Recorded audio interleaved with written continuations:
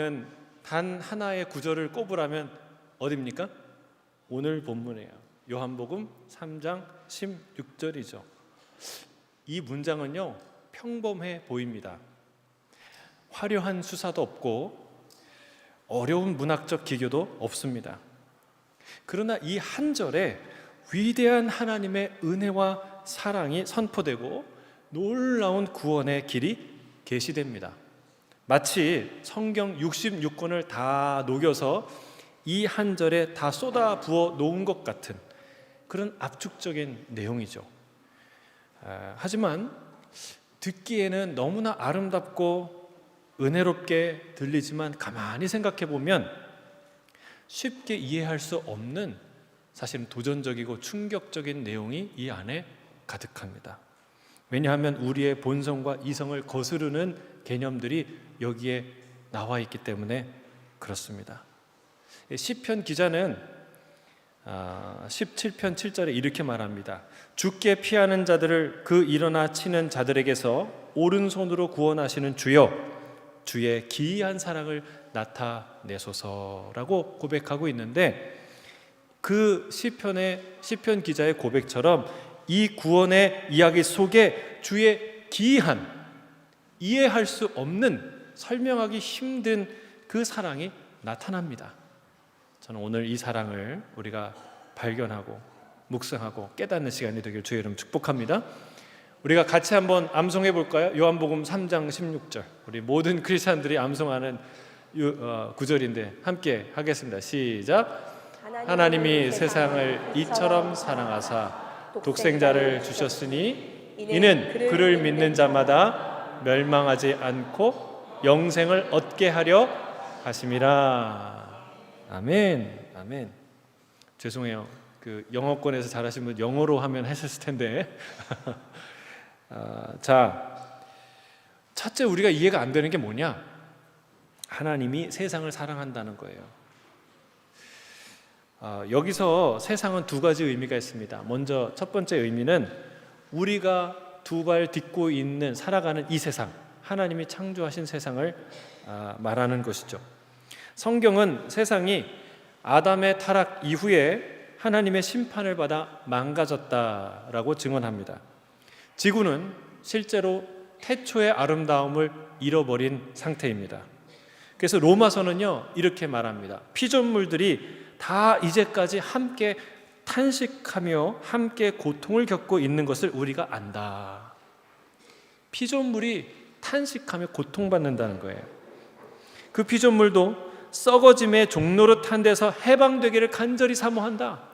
그래서 하나님의 자녀들의 영광의 자유에 이르는 것을 간절히 고대한다고 말하고 있습니다. 정말 하나님이 이 세상을 망할 때만을 기다리고 새로운 창조, 새로운 나라를 하나님이 꿈꾸시기만 기다리는 것은 아닌가. 지금도 지구 곳곳에서 어마어마한 재앙들이 일어나지 않습니까? 마치 심판을 방불케 하는 그런 끔찍한 재난들이 이어지고 있는데, 그걸 보면은 하나님이 세상을 미워하신다고 말해야 더 우리의 이성에 부합하는 이야기가 아닐까요? 근데 하나님은요, 세상을 지으시고 좋다고 하셨어요.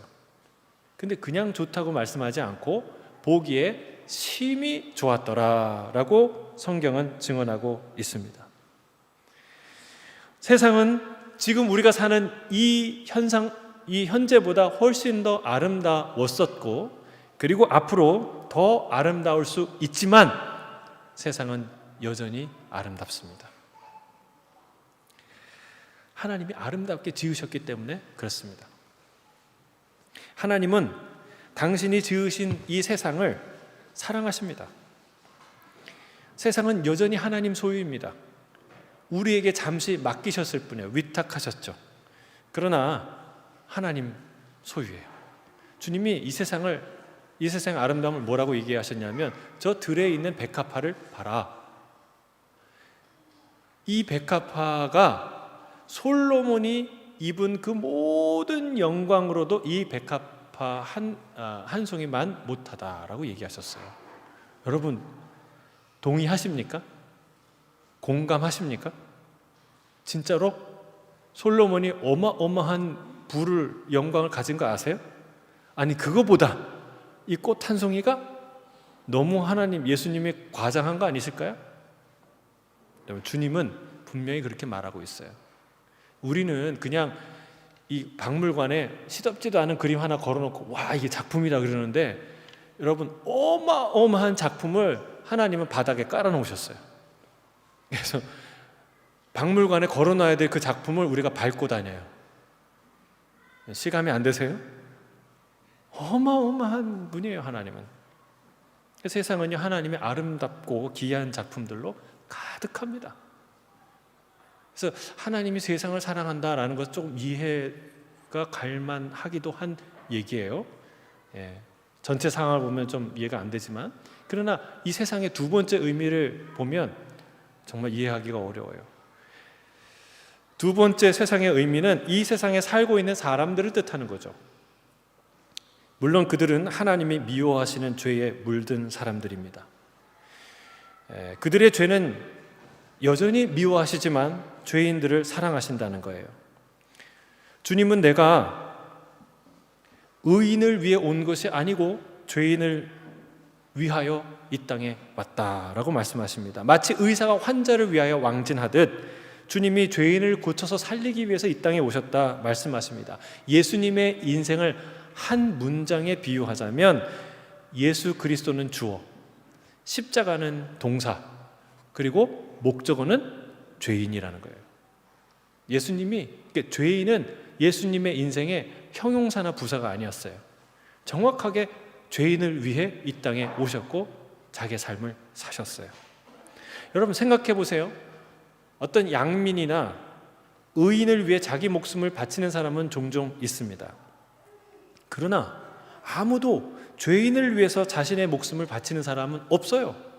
막 수고하고 애썼는데 그 사람이 부패한 사람이었어. 여러분 그러면은 내가 그래도 부패한 사람을 위해서 내가 이런 헌신을 했지, 수고를 했지, 이렇게 자부심을 느낄 사람이 있습니까? 아니죠.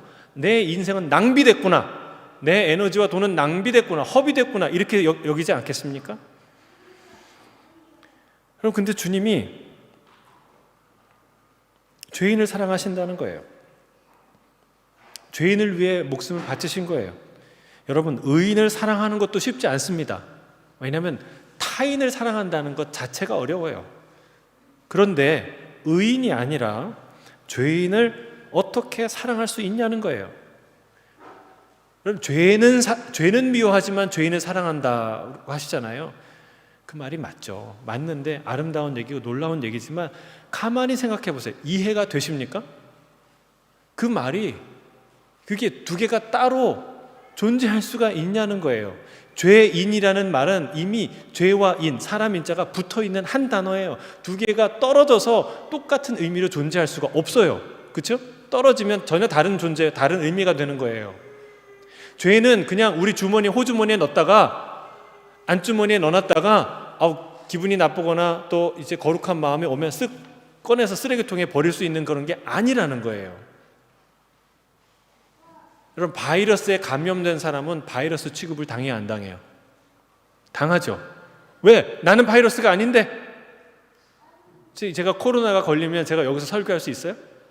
없죠. 왜요? 바이러스 취급 당하는 거잖아요. 죄라는 게 그렇다는 거예요. 죄와 그 사람, 죄인과 죄를 분리할 수가 없는데 어떻게 죄인을 사랑하시냐는 거예요. 바리새인들의 입장이 훨씬 더 합리적이에요. 바리새인들은 뭐라고 얘기했습니까? 음란한 죄, 간음죄, 이 죄를 극히 혐오하시고 싫어하시는, 미워하시는 거룩하신 하나님이 어떻게 창녀의 친구가 되냐는 거예요. 아니 거짓말을 지극히 싫어하시는 그분이, 여러분 계시록에 보면요, 거짓말하는 자는 천국에 들어가지 못한다고 나왔어요. 여러분 거짓말을 하나님이 너무너무 싫어하세요. 정직한 진리에 비치신 그분이, 아니 어떻게 당시의 세리는요 거짓말이 그냥 일상이죠. 그냥 세율을 속이고 이것저것 속여서 이득을 취하는 사람들이 세리에. 그래서 대표적인 죄인 가운데 세리가 들어간 거예요. 아니 그런 속이는 사람들의 친구가 될 수 있는가? 모르고는 사귈 수 있죠. 근데 예수님 모르시는 분이에요? 하나님과 나는, 아버지와 나는 하나다라고 말씀하시는 분이, 사람의 중심을 꿰뚫어 보시는 분이 어떻게 도대체 죄인과 창녀와 친구로 살 수가 있으신가라는 겁니다.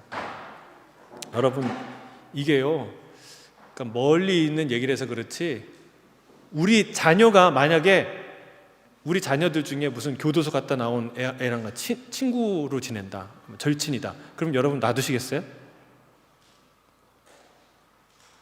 아니 여러분 남편이 나는 모든 사람들을 다 사랑해, 근데 알고 봤더니 그 여인이 좀 이렇게 조금 음란한 쪽에 종업하시는 분들이었어요. 여러분은 마음 편하시겠습니까? 여러분 남편이, 여러분의 아내가 그런 사람들과 어울리고 친구로 사귄다면 여러분 그 관계를 인정하시겠습니까? 이거 우리가 많이 죄인을 사랑하시는 예수님이라는 얘기를 많이 들었지만 사실은 여전히 낯설고 여전히 이해하기 힘들고 용납하기 어려운 말씀이라는 사실입니다. 이 말씀이 이 죄인, 나를 사랑하신다는 것은 오케이, 이해가 되고 와닿지만, 그러나 저 죄인, 그 죄인을 사랑한다는 말은 여전히 듣기가 매우 인정하고 불편한 이야기죠. 분명한 거 있어요. 주님이 우리가 죄인 되었을 때 사랑하셨다는 거예요. 이 말은 우리가 전혀 사랑스럽지 않을 때 사랑하셨다는 뜻입니다. 지금은 좀 괜찮은 모습으로 나와 있잖아요. 이런 모습으로 나와 있으니까 좀 사랑할 만하지 않을까, 이런 말짱한 모습이 아니라 형편없는 모습으로 있을 때, 그럴 때 우리를 사랑하셨다는 거예요. 주님이 죄인들, 세리들, 그런 여인들을 사랑하셨다는 말은 그들이 가진 것이 없고 비록 내세울 것이 없지만 저 바리새인들보다 더 인간적이고 봐줄 만한 구석이 있기 때문에 사랑한다고 말씀하시는 걸까요? 아닙니다. 죄인은 죄인일 뿐이에요. 제가 인터넷에서 보니까 중국에 10만 명의 팔로워를 갖고 있는 인터넷 방송 BJ라고 하는데, 인터넷 방송으로 월 2천만 원씩 버는 유명한 미모의 여인이 있었어요. 근데 어느 날 생방송을 하는데 버그가 생겨가지고 문제가 생긴 거예요. 근데 그때 큰일이 난 거예요. 깜짝 놀랄 만한 일이 생긴 거예요. 전혀 다른 사람이 방송을 하고 있는 거예요. 알고 봤더니 그 BJ가 얼굴을 보정하는 필터를 사용했는데, 그래서 너무 예쁜 미인처럼 나왔는데 그 필터가 버그 때문에 작동을 안 한 거예요. 그걸 모르고 막 그냥 신나게 얘기를 한 거예요. 순식간에 정적이 흐르더니 많은 사람이 막 욕을 하면서 그럴 수 있느냐, 그리고 다 팔로워가 떠나가고 내 돈 내놔라 막 그러고, 그 방송국에서는 그 사람 계정을 영구 차단하고 다 폐쇄해 버렸다는 얘기를 들었어요. 여러분, 그녀의 실제 얼굴이 나간 거예요. 제가 그 유튜브 쇼츠로 제가 그 얼굴을 봤는데, 실제로 봤는데, 제가 본 그 여인의 얼굴은 미모와는 상당히 거리가 있는 얼굴이었어요. 다 사람들이 떠나가고 계정은 영구 폐지되고 말았죠. 여러분, 우리는요 사람들 앞에서 보정 필터를 사용할 수 있어요. 나의 모습을 선택적으로 보여줄 수 있어요.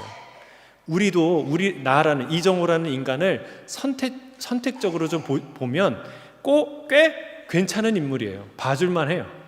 그런데 하나님 앞에서는 그게 통하지 않는다는 거예요. 중심을 낱낱이 보시는 거예요. 어떤 보정도 할 수 없어요. 그래서 여러분, 우리가 이렇게 잘 지내다가 뭐 한번 실수하면 이 사람은 그런 사람이라고 그러잖아요. 왜 그럴까요? 숨겨있던 그 부분이 드러났고 다음에도 또 그렇게 할 가능성이 높기 때문에. 그렇죠? 근데 하나님은 그걸 보신다니까요. 숨김없이 어떤 보정도 하지 않은 내 안에 이기적이고 게으르고 완고하고 폭력적이고 음란하고 인색하고 어리석고 미련한 나의 민낯을 하나님은 똑똑히 보시는 분입니다. 그런데 어떻게 그런 나를 사랑할 수 있을까요? 이게 참 아이러니예요. 미스테리예요. 이스라엘을 보세요. 성경의 이스라엘 보세요. 역사서와 대선지서, 소선지서를 쭉 향해 읽어가면 어떤 느낌이 드나요? 아, 이 이스라엘은 그래도 연약하니까 사랑해줘야지, 사랑하고 싶어, 이런 마음이 드십니까? 그런 마음이 있다가도 뚝 떨어지죠, 정이. 왜요? 하나님을 끝없이 배신하고 의심하고 배척하고 배반하는 그런 사람들이기 때문에 그렇습니다. 하지 말라는 짓만 골라 하면서 끝까지 하나님의 백성이라고 자부하는, 다른 사람들을 멸시하는 그들의 모습을 보고 여러분 사랑할 수 있겠습니까? 여러분, 그것이 우리의 모습이라는 거예요. 근데 놀랍게도 하나님은 처음부터 그런 이스라엘을 사랑하셨고 지금도 사랑하신다는 거예요.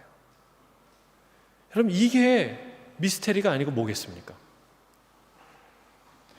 설명할 수 없는, 이해할 수 없는 하나님의 기이한 사랑입니다.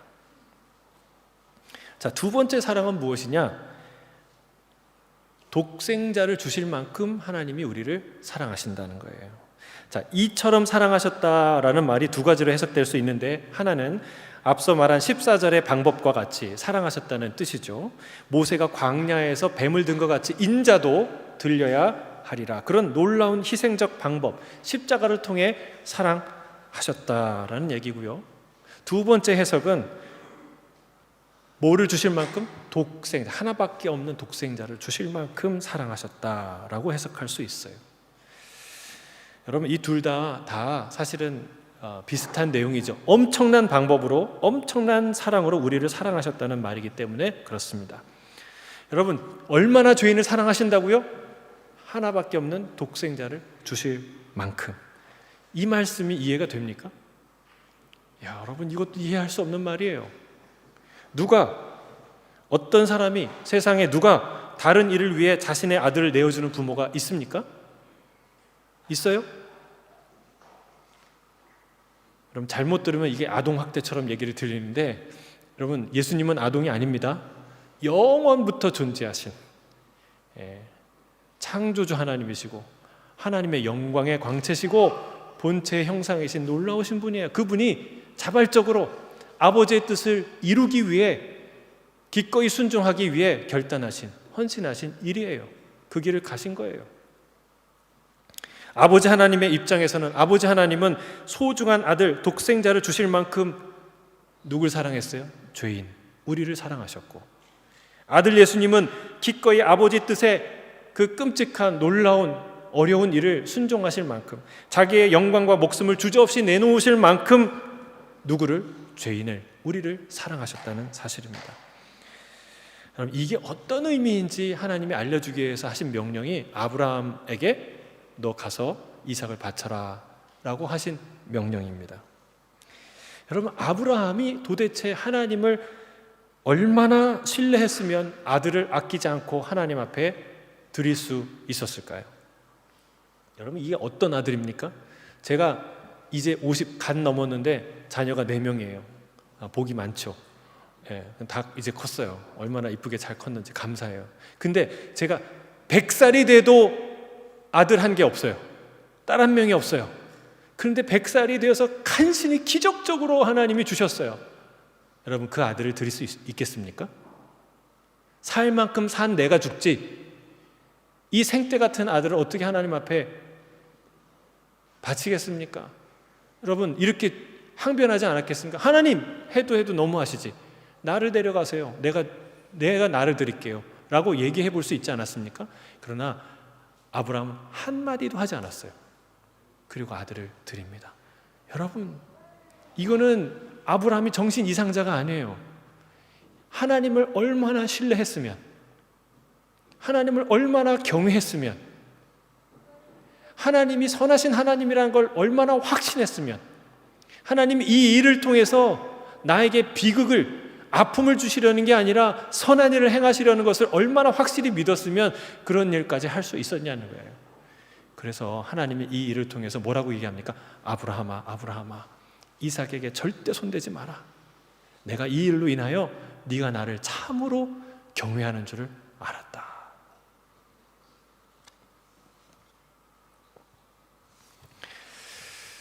아버지가 어찌 두 눈을 뜨고 아들을 내어줄 수가 있겠습니까? 십자가의 사건 때 여러분, 예수님이 말할 수 없는 고통을 받으셨죠. 그러나 더 어떤 의미에서, 엄밀한 의미에서 더 큰 고통을 감당하신 분이 아버지 하나님이십니다. 하나님 아버지, 우리 아버지 하나님은요, 가장 큰 힘과 능력과 부를 갖고 계신 분이에요. 누구도 하나님께 명령하거나 하나님을 위협할 수 있는 존재가 이 세상에, 이 우주에 존재할 수가 없어요. 그런 힘을 가지고 계신 하나님이 친히 자기 하나밖에 없는 아들이 죽어가는 것을 지켜보셔야만 했습니다. 대체 어느 아버지가 그 고통을 참을 수 있겠습니까? 여러분, 우리가 참는다면 힘이 없어서 참겠죠. 힘을 가지고서 참는 부모는 아무도 없다는 사실입니다. 세상에는요, 웬만한 문제는 돈으로 해결되죠. 그렇죠? 죄 문제도 돈으로 해결 못했을까요? 돈으로 해결할 수 있었다면요, 하나님이 돈이 부족했을까요? 모든 인류의 보석금을 내기 위해서 하나님이 가진 돈이 부족한가요? 그렇지 않죠. 하나님은 1만 달란트를 1만 번이라도 더 지불할 수 있는 부자세요. 근데 문제는 뭐냐? 이 죄라는 것이 돈으로 해결할 수 없는 것이라는 거예요. 죽음이라는 것이 돈으로 해결할 수 없는 것과 같습니다. 여러분, 세상의 가장 역대 부자들도, 갑부들도 죽었어요, 안 죽었어요? 살아있는 부자 있어요? 물론 살아있는 사람들 중에 부자는 있지만, 돈 때문에 지금까지 살아있는 자는 아무도 없어요. 죄가 이와 같다는 사실입니다. 안타까운 현실이지만 우리는 죽을 수밖에 없어요. 뭐로? 죄로. 그런데 이거는 누구의 현실이에요? 우리의 현실이에요. 하나님의 책임이 아니라는 거죠. 하나님은 이 일에 대해서 책임 있는 분이 아니에요. 마치 저 아프리카의 기아와 기근과 재난으로 고통받고 있는 사람들이 우리의 책임이 아니듯이, 물론 우리가 인류 애적인 마음을 가지고 참 어렵다, 힘들다, 우리가 도와야 되지 않겠느냐라고 말하고 있지만, 사실은 그들의 고통과 상관없이 여러분 여행 다니잖아요. 잔치하잖아요. 비싼 밥 먹잖아요. 그렇죠? 마치 하나님이 우리를 나 안타깝다, 안 됐다 동정하실 수는 있지만 하나님에게는 책임이 없어요. 오히려 이 인간들의 어리석음을 정죄하시고 마치 노아 홍수처럼 다 쓸어버리시고 새로 시작하실 수 있는 능력이 하나님께 있으셨어요. 그런데 도대체 왜 하나님이 그 모든 죄를 스스로 감당하셨냐는 거예요. 이해할 수 있으시겠습니까?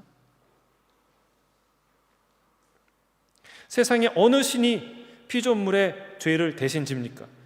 자신의 영광을 나타내 주시며 자신의 영광을 내어주시며 자신의 생명을 내어주십니까? 하나밖에 없는 독생자를 내어주십니까? 여러분, 아무리 생각하고 또 생각해도 이해할 수 없는 하나님의 기이한 사랑입니다. 마지막으로 세 번째는 그 사랑이 어떤 사랑이냐? 그를 믿는 자마다 영생을 주시는 사랑이에요. 이건 놀라운 사랑이에요. 여러분, 예수님을 믿기만 하면 영생을 주신다고요? 어떻게 그럴 수가 있을까요? 예수를 믿기만 하면 학벌, 출신, 능력, 외모 따질 것 없이 어떤 죄를 지었든지 어떤 업적을 성취했든지 상관없이 똑같이 영생을 받는다고요? 저기 노벨 물리학상을 받은 사람과 평화상을 받은 사람과 저기 연쇄 살인범을 살인을 했던 그 죄인과 똑같이 둘이 같이 회개하면 같은 구원을 받는다고요? 여러분, 이게 이해가 되십니까? 그럼 연쇄 살인범이 회개하면 구원받는 줄 믿으십니까? 아멘이 안 나오잖아요. 그렇죠? 머리로는 이해돼도 인정하기는 싫은 거잖아요. 만약 그게 사실이라면 우리는 도대체 왜 성결하고 거룩한 삶을 살려고 애를 씁니까? 어떤 죄를 지어도 용서받을 텐데. 주님은 진짜로 믿음 하나만 보시는 걸까요? 그래도 뭔가 좀 회개하고 변화된 삶을 살아야 그걸 보고 하나님이 구원을 주실까 말까 결정하는 거 아닐까요? 여러분, 주님은 이 원리를 설명하시기 위해 포도원 일꾼의 비유를 말씀하십니다. 주인이 부지런히 나가서 장터에 나가서 일꾼을 데려와요. 이른 아침부터 3시, 9시 그리고 9시 제가 그 다음에 보죠. 11시 이렇게 데려옵니다. 이른 아침은 새벽 6시예요. 6시. 그 다음에 3시는 9시, 12시, 3시 그리고 마지막에 6시에 클로징을 하는데 1시간 남은 5시에 나가서 또 사람을 데려와서 일을 시켜요. 그런데 놀랍게도 그 모든 사람에게 한 데나리온씩 공평하게 다 줍니다. 여러분, 이 이야기를 들을 때마다 여러분 마음속에 그러면 그렇지, 우리 하나님은 이렇게 멋진 분이지, 이렇게 통쾌하고 감동적으로 이 얘기가 들리십니까? 아니죠. 뭔가 불편하죠. 저만 불편한가요? 여러분, 그게 바로 이 비유의 목적이에요. 이해할 수 없는, 불편한, 어떻게 그런 사랑을 하셨냐는 거예요. 늦게 온 일꾼들부터 한 데나리온씩 주니까 이른 아침부터 일한 일꾼이 불평하고 원망합니다. 그 불평은 보통의 우리의 생각을 대변하는 것이죠. 이 비유에서 한 데나리온은 구원을 뜻하는 거예요. 상징하는 거예요. 노동 시간에 비례하지 않고 모두 같은 임금을 받습니다. 자, 그럼 질문합니다. 아침부터 일한 일꾼은 손해일까요? 그럼 손해 본 것입니까? 그렇게 보이죠. 그렇게 보여요. 하지만 그렇지 않다는 거예요. 여러분, 그 사람 역시 우리가 이 상황을 잘 이해하지 못해서 그래요. 아침 6시부터 일한 그 사람도 1시간 남겨놓고 그 사람 빈손으로 돌아가야 할 뻔했던 5시부터 일한 사람과 똑같은 조건에 있었던 사람들이에요. 이 주인이 고용하지 않았으면 빈손으로 집에 돌아갈 사람들이에요. 주인이 그가 아니라 다른 사람을 고용할 수도 있었어요.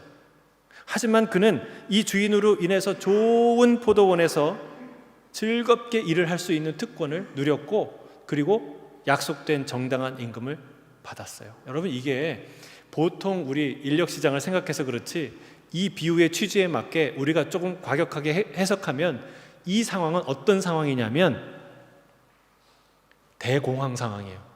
일거리가 하나도 없는, 정말 일거리가 하나도 없는, 어디 가서 일하고 싶은데 날 써줄 데가 없는 수많은 사람들이 그냥 장터에 앉아서 하늘만 쳐다보고 있는 그 상황에서 이 주인이 와서 나를 픽업한 거예요. 일할 수 있는 기회를 준 거예요. 여러분, 아침 6시에 일을 얻은 것이 축복입니까? 손해입니까?